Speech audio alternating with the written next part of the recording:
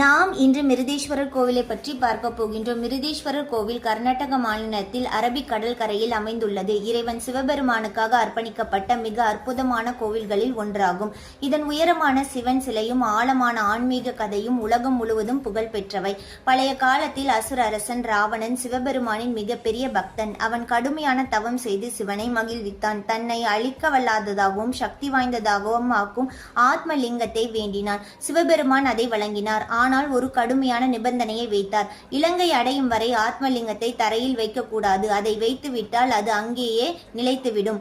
ராவணன் மிகுந்த சக்தி பெறுவான் என்று தேவர்கள் கவலைப்பட்டனர். அவர்கள் மகாவிஷ்ணுவையும் விநாயகரையும் உதவிக்கு அழைத்தனர். மகாவிஷ்ணு ஒரு மாயையை உருவாக்கி சூரியன் மறையும் நேரம் போல காட்டினார். அதனை பார்த்த ராவணன் சாயங்கால பூஜை செய்ய வேண்டும் நிலை ஏற்பட்டது.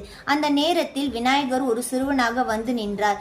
ராவணன் அந்த சிறுவனிடம் ஆத்மலிங்கத்தை சில நேரங்கள் பிடித்திருக்க சொன்னார். தரையில் வைக்கக்கூடாது என்று எச்சரித்தான். சிறுவன் சம்மதித்தான். ஆனால் சிறிது நேரம் மட்டுமே வைக்க முடிந்தது. சில நிமிடங்களில் அவன் ராவணனை 3 முறை அழைத்தான். ராவணன் வராததால் அவன் ஆத்மலிங்கத்தை தரையில் வைத்தான். திரும்பி வந்த ராவணன் மிகவும் கோபமடைந்தான். அவன் ஆத்மலிங்கத்தை எடுத்து பார்க்க முயன்றான். ஆனால் அது அசையவில்லை.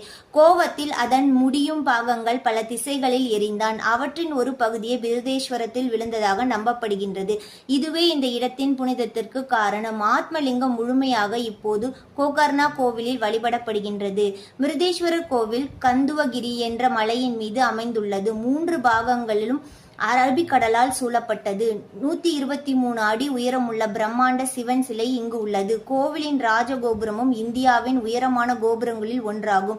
மிருதேஸ்வரரில் தரிசனம் செய்தால் தீய சக்திகளிலிருந்து பாதுகாப்பார், தைரியம் மற்றும் மன வலிமை கிடைக்கும். பக்தர்கள் இங்கு வந்தால் அமைதி, அருள், ஆசிர்வாதம் கிடைக்கும் என்று நம்பப்படுகின்றது. இந்த கதை நமக்கு ஒரு பெரிய உண்மையை சொல்லுகின்றது. எவ்வளவு பெரிய சக்தி இருந்தாலும் தெய்வீக சித்தாத்தையும் ஞானத்தையும் வெல்ல முடியாது. இது போன்ற கோவில் வரலாற்றை பார்ப்பதற்கு சாய் அர்ஜுன் யூடியூப் சேனலை சப்ஸ்கிரைப் செய்யுங்கள்.